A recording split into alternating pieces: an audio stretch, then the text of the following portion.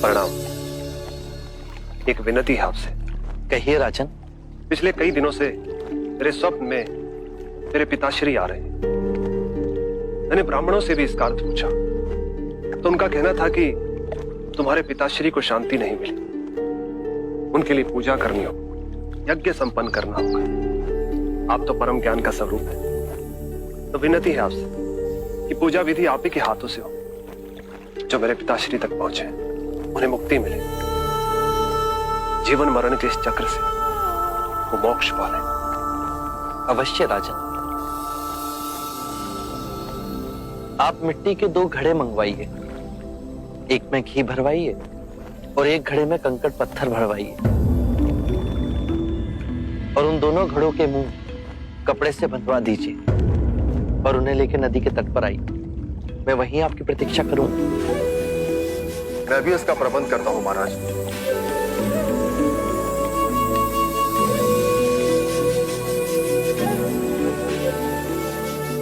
महाराज, अब आप इन दोनों घड़ों को पानी में डाल दीजिए।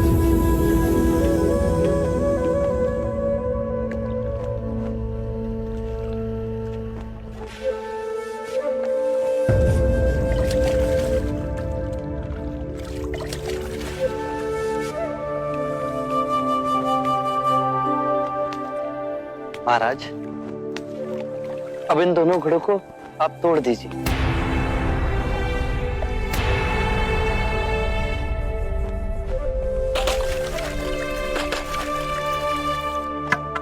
महाराज, अब आप ध्यान से देखिए कि ऊपर उठ पानी पर तैरने लगा। अब बताइए, मेरे या किसी और के पूजा पाठ करने से क्या ये घी नीचे बैठ सकता है? असंभव। ये तो घी का स्वभाव ही नहीं। सत्य कहा आपने। उसी प्रकार किसी भी पूजा पाठ, विधि विधान, कर्म कांड के द्वारा पानी के अंदर डूबे हुए कंकड़ पत्थर क्या ऊपर आ तैर सकते हैं? नहीं बुद्ध, ये तो प्रकृति के नियम के विरुद्ध है। तो हम प्रकृति से भिन्न कैसे हुए? हम भी तो प्रकृति का ही रूप है। सत्य कहा बुद्ध। एक सत्य ये भी है राजन, यदि हमारे पूर्वजों ने अपने जीवन काल में कंकड़ पत्थर बोए, दुष्कर्म किए, तो वो स्वाभाविक ही कंकड़ पत्थर की तरह नीचे बैठ जाएंगे। और यदि उन्होंने अपने जीवन काल में सत्कर्म किए तो स्वाभाविक ही घी की तरह ऊपर आ तैरने लगेंगे। जो बोएंगे वही काटेंगे। परंतु इस शरीर रूपी जीवन काल में ही नहीं, अपितु इस शरीर रूपी जीवन काल के पश्चात वाली यात्रा में भी हम जैसे कर्म करेंगे वैसा ही फल मिलेगा। अब बताइए, इस प्रकृति के नियम को कोई पूजा पाठ, कर्म कांड, विधि विधान, यज्ञ हवन मिटा सकता है? राजन, मैं भी इसको नहीं बदल सकता। केवल अच्छे कर्म ही मनुष्य की मुक्ति का द्वार खोलेंगे। ये कैसी तलवार है आपके हाथ में, जो एक क्षण में सारे झूठ काट केवल ज्ञान को प्रकाशित करती है। ना जाने कितने जन्मों और भटकता में यदि आपकी कृपा ना होती, इस एक क्षण में आपने अपनी अदृश्य तलवार से मेरे अहंकार का सर भी काट दिया। धन्य है प्रभु।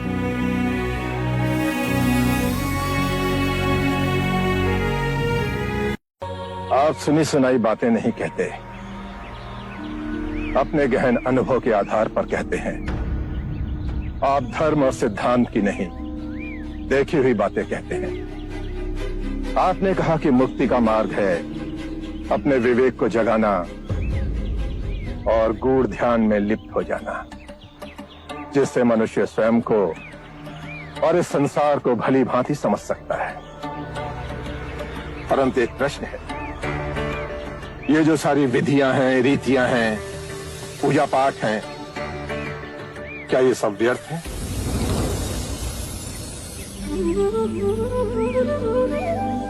यदि कोई व्यक्ति इस नदी के दूसरे किनारे पर जाना चाहे तो वो क्या करे? यदि जल गहरा नहीं है तो वो चलकर जा सकता है, और यदि जल गहरा है तो वो नाव की सहायता से जा सकता है या स्वयं तैरकर जा सकता है।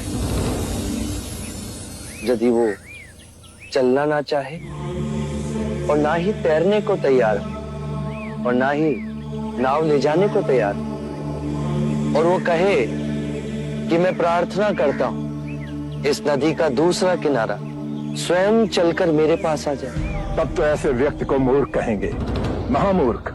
इसी प्रकार यदि व्यक्ति अज्ञान और भ्रांति को अपने विवेक से मिटाएगा नहीं, तो परम आनंद और मुक्ति के दूसरे छोर पे कैसे पहुंच पाएगा? चाहे वो पूजा करे या अनुष्ठान या व्रत करे या किसी नीति पर चले, वो इस किनारे ही रहेगा। हमने सारे शास्त्रों को पढ़ा, उन पर व्याख्या की, परंतु जीवन के इतने जटिल सत्य को इतनी सरलता से किसी ने नहीं समझाया, किसी ने नहीं समझाया। आप इस भटकती मानवता को परम ज्ञान का मार्ग दिखाएंगे। आप करुणा के सागर हो। हे बुद्ध, आप हमें अपना अनुयायी स्वीकार करें। बुद्धं शरणं गच्छामि, धम्मं शरणं गच्छामि। मित्रों, हम सबके बीच में मेरा चचेरा भाई अंगक बैठा हुआ है। अंगक रूपवान है, उसका आचरण कुलीन और उत्कृष्ट है। उसके बाह्य सौंदर्य की बराबरी केवल भिक्षु गौतम के साथ ही की जा सकती है। दो परिवारों के रक्त की शुद्धता उसके अंदर बह रही है। वेद पाठ का ज्ञानी है, ये तीन गुण तो उसमें है। पर यदि विचार के रूप में देखें कि अंगक मदिरापान करता है, हत्याएं करता है, बलात्कार करता है, झूठ बोलता है, चोरी भी करता है, तो उसके बाकी के गुणों का कोई मूल्य ही नहीं रह जाएगा। अतः मित्रों, सदकर्म और ज्ञान ही सर्वोपरि है पूर्ण ब्राह्मण बनने के लिए। इन दोनों गुणों में से भी सर्वोत्तम गुण आप किसे समझते हैं? सदकर्म और ज्ञान दो नहीं हो सकते। जैसे एक हाथ दूसरे हाथ को और एक पैर दूसरे पैर को साफ करता है, उसी तरह सदकर्म और ज्ञान एक दूसरे के पूरक होते हैं। सदकर्म आपके विवेक को प्रकाशमान बनाता है और विवेक से किया कर्म आपको धार्मिक बनाता है, और यही जीवन का गूढ़ मंत्र है। उत्तम, अति उत्तम सोनदन, आप हमारी आशा पे खरे उतरे।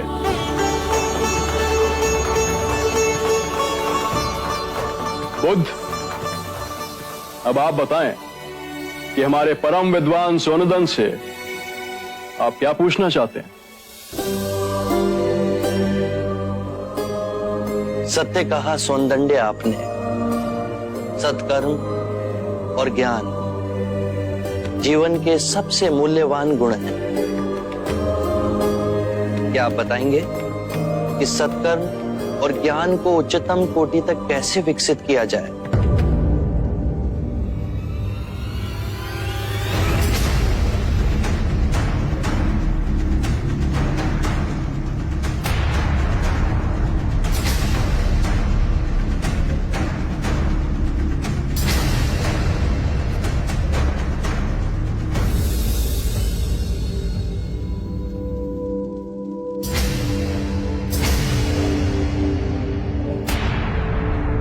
हे करुणा निदान,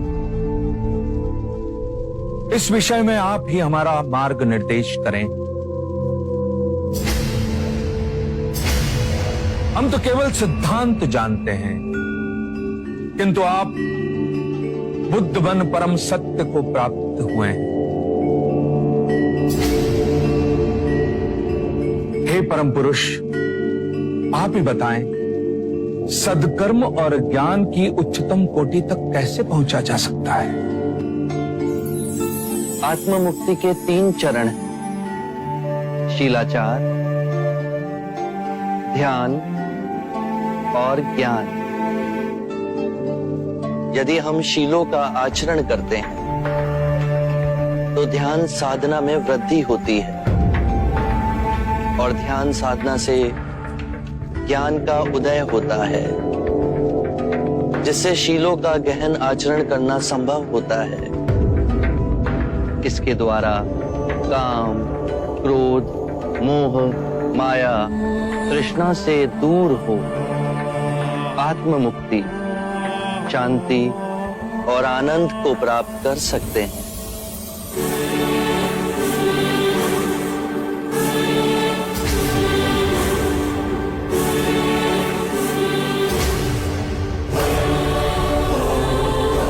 हे करुणा निधि, आपने मेरी आंखें खोल दी, मुझे अंधकार से प्रकाश में ले आए। हे परम पुरुष, मुझे आपकी शरण में ले ले, मुझे संग ही शरण में ले ले परम पुरुष।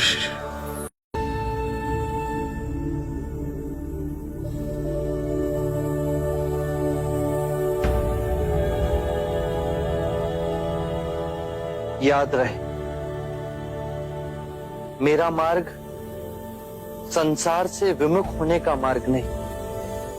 मुझे उस प्रारब्ध पर विश्वास नहीं जो मनुष्य के अच्छे और बुरे कर्म से अछूता है। मुझे उस प्रारब्ध पर विश्वास है जो मनुष्य तब तक नहीं बना सकता जब तक वो स्वयं कर्म ना करे।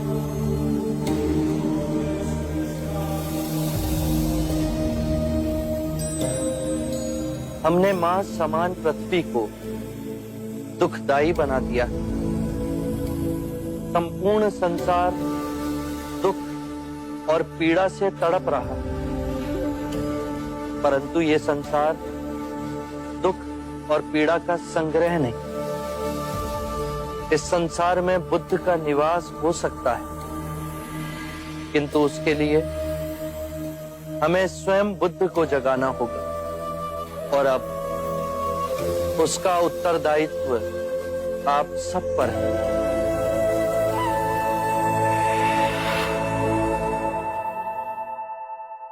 अज्ञान ही दुख, भ्रम, चिंता को जन्म देता है।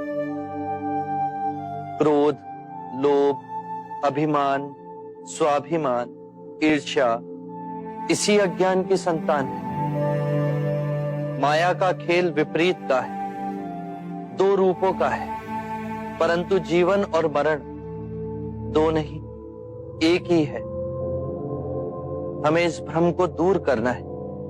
यदि एक बार ये भ्रम दूर हो गया तो हम अपना संपूर्ण जीवन कारावास में नहीं, स्वतंत्रता में जी सकते हैं। शील, समाधि, प्रज्ञा और आर्य अष्टांग मार्ग से इस भ्रम को दूर किया जा सकता है। एक बार पुनः दोहराता हूं, सम्यक ज्ञान, सम्यक विचार, सम्यक वाणी, सम्यक कर्म, सम्यक आजीविका, सम्यक प्रयास, सम्यक चेतना और सम्यक एकाग्रता।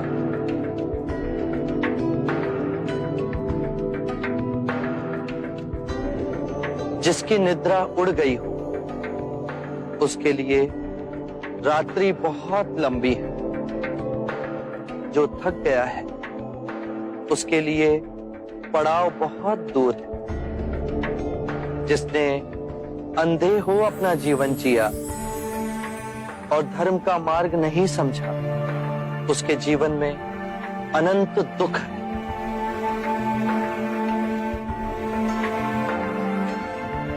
किसी भी बात पर, चाहे वो आपने कहीं पढ़ी हो या किसी महानुभाव का कहना हो या मेरे ही कहे हुए वचन ही क्यों ना हो, सहजता से विश्वास मत करना जब तक वो तुम्हारी बुद्धि, तुम्हारे विवेक और तुम्हारे सामान्य समझ की कसौटी पर खरा ना उतरे।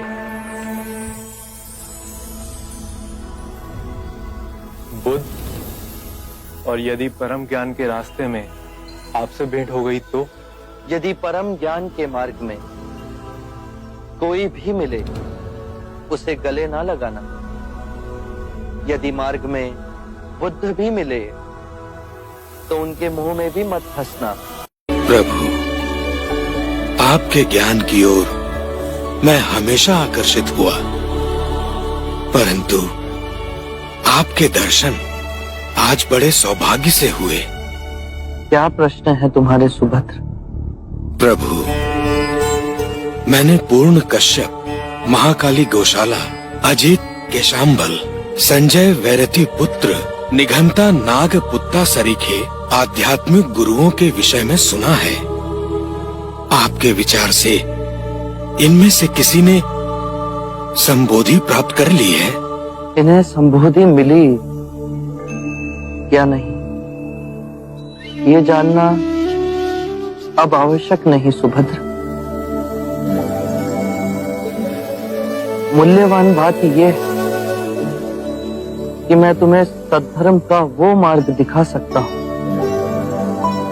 जिससे तुम्हें संबोधि प्राप्त हो सकती है।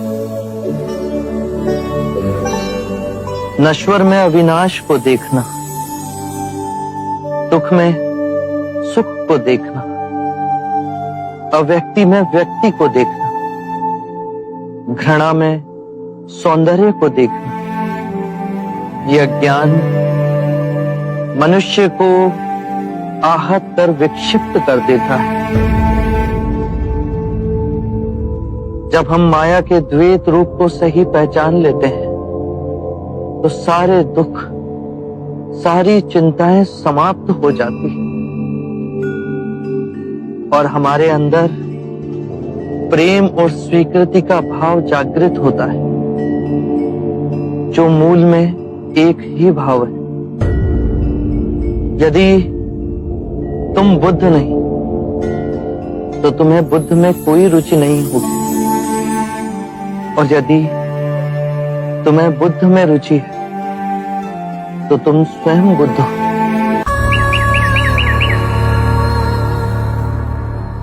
मेरे प्रिय भिक्षु, ये मेरी अंतिम दीक्षा।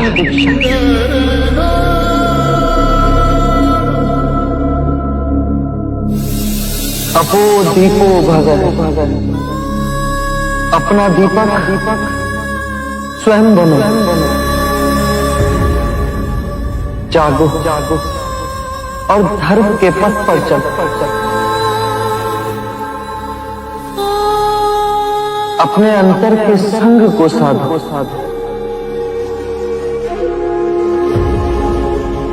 स्वयं अपनी शरण में जाना, किसी और को ना खोजना।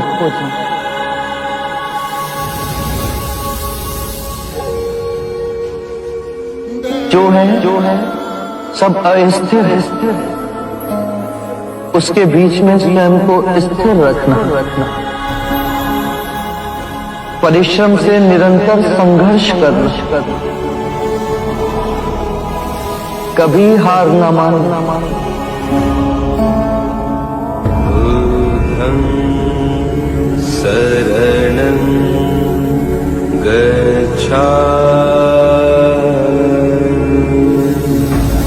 धम्मं शरणं गच्छामि,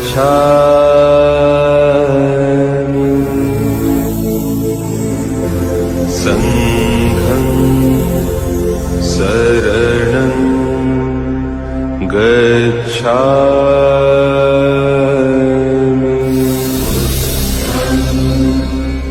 शरणं गच्छामि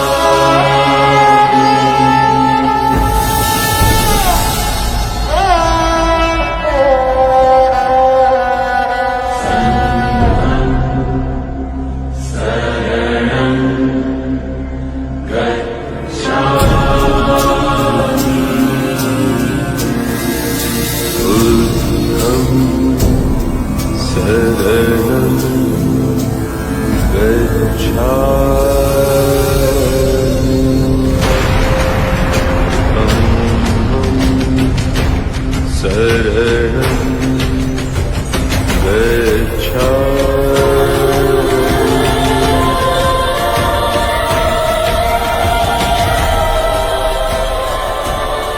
बुद्ध महापरिनिर्वाण को प्राप्त हो चुके हैं।